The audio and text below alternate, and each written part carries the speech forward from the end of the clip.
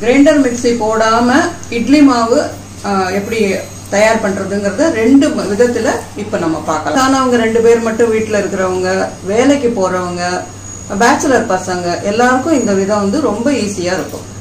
இதுக்கு தேவையான பொருட்கள் என்னென்னு பார்க்கலாம். கடைகள்ல இட்லி ரவானே இத மாதிரி கிடைக்கும், உடைச்சு வச்சிருக்காங்க. அது 3 கப்பு எடுத்திருக்கோம். இதுல 1 கப்பு உளுந்து மாவு, 1/4 ஸ்பூன் வெந்தயப்பொடி, தேவையான அளவு உப்பு, ஒரு குழிக்கரண்டி அளவுக்கு தோசை மாவு. இந்த உளுந்து மாவும் கடைகள்ல வாங்க கிடைக்குது. அப்படி இல்லைன்னா நம்ம அரைச்சும் வச்சுக்கலாம். இப்ப இந்த 3 கப்பு ரவையோட இந்த 1 கப்பு உளுந்து மாவை நம்ம சேர்க்கிறோம். 1/4 ஸ்பூன் வெந்தய பொடி. இந்த வெந்தய பொடியும் கடைகள்ல வாங்க கிடைக்குது, அதுவும் இதோட சேர்க்கிறோம். தேவையான அளவு உப்பு, ஒரு பெரிய குழிக்கரண்டி மாவு நம்ம அரைச்ச மாவு வச்சிருக்கிறோம். நீங்க இதை ஒரு தடவை அரைச்சு வச்சிட்டீங்கன்னா அடுத்த தடவை மாவு கலக்கும் போது இதே மாவுல ஒரு கரண்டி எடுத்துக்கலாம். மாவு இல்லைன்னா நம்ம கடையில வாங்குற மாவையும் நம்ம இதோட சேர்த்துக்கலாம்.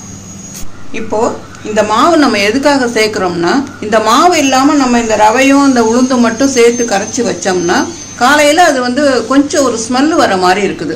அதனால இந்த அரைச்ச மாவை அதோட சேர்த்தோம்னா நம்ம எப்போதும் அரைக்கிற மாவு மாதிரியே அந்த ஸ்மெல் இருக்குது. இது முழுகிற அளவுக்கு இப்ப தண்ணி ஊற்றிடலாம். இப்போ தண்ணி அது முழுகிற அளவுக்கு ஊற்றி அப்படியே வச்சிருங்க. ஒரு அரை மணி நேரம் வரைக்கும் அது அப்படியே இருக்கட்டும். அதுக்கப்புறம் இது நல்லா ஊறி இருக்கும். அந்த ரவா வந்து இந்த தண்ணியில நல்லா ஊறி இருக்கும். அதுக்கப்புறம் கை வச்சு நல்லா கலந்து 6 மணிலேருந்து 8 மணி நேரம் வரைக்கும் வச்சிருந்தீங்கன்னா நம்மள இட்லி மாவு மாதிரி சரியா புளிச்சு நல்லா இருக்கும்.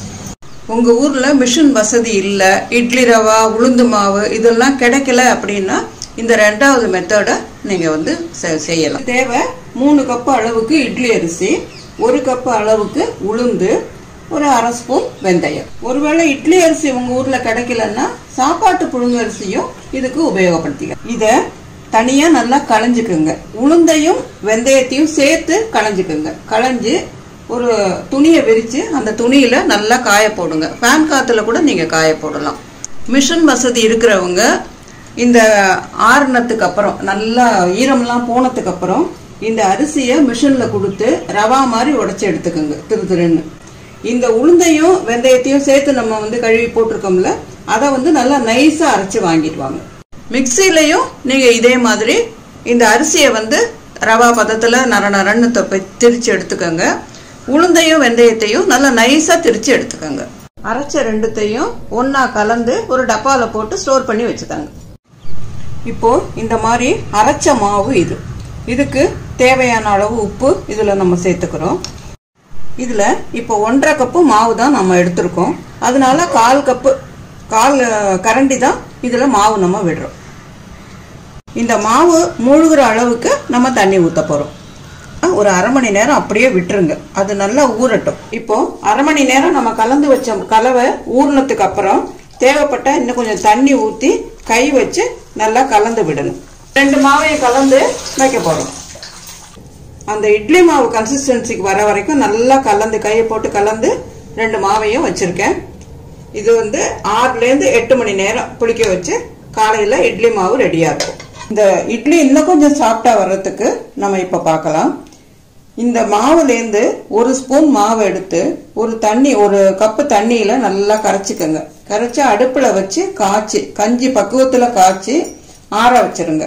நல்லா ஆறுனதுக்கு அப்புறம் இந்த கலந்து இருக்கோம்ல இதோட சேர்த்து கலந்து மூடி வச்சிருங்க.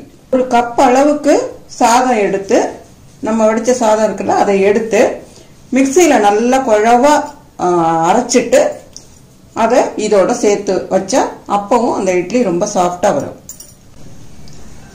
இப்போ கரைச்சி வச்ச மாவு எப்படி நல்லா பொங்கி வந்திருக்கு பாருங்க. இது வந்து நம்ம ரவா போட்டு கரைச்சி வச்சது, ரவாவும் உளுந்து மாவும் போட்டு கரைச்சி வச்சது. இது வந்து அரிசி மாவும் உளுந்தும் நம்ம வீட்டுல இது பண்ணணும்ல அதை போட்டு கரைச்சி வச்சது. இதே மாவுல இட்லி தோசை எல்லாமே பண்ணலாம். இப்போ இட்லி ஊத்தலாம். நம்ம 2 தட்டிலையும் இட்லி ஊத்தி இருக்கிறோம். இட்லி பானையில தண்ணி கொதிக்க வச்சிருக்கோம். தண்ணி கொதிச்சதுக்கு அப்புறம் இந்த இட்லி தட்டை எடுத்து உள்ள வைக்கணும். இப்ப வைக்கிறோம்.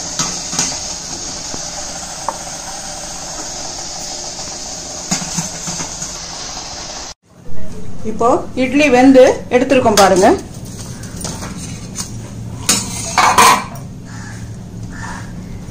எவ்வளவு சாஃப்டா இருக்கு பாருங்க. இதே மாதிரி இப்போ இது வந்து ரவாயில பண்ணுனது, இது மாவுல பண்ணுனது.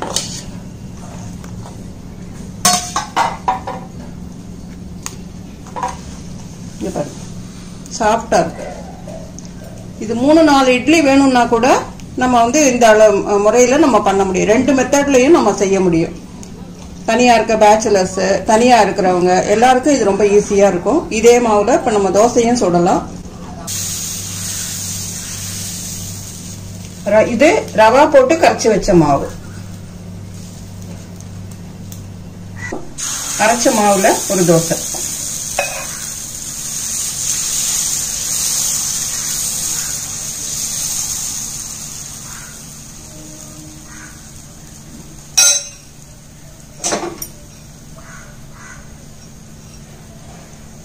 கல் தோசை, ரோஸ்ட், ஊத்தப்பம், குழிப்பணியாரம் எல்லாமே இந்த மாவுல நம்ம செய்ய முடியும். 2 மெத்தட்லயும் சுட்ட இட்லி இங்க வச்சிருக்கிறோம். தொட்டுக்கிறதுக்கு டாலும் கடலை பருப்பு சட்னியும் வச்சிருக்கிறோம். ட்ரை பண்ணி பாருங்க. நன்றி, வணக்கம்.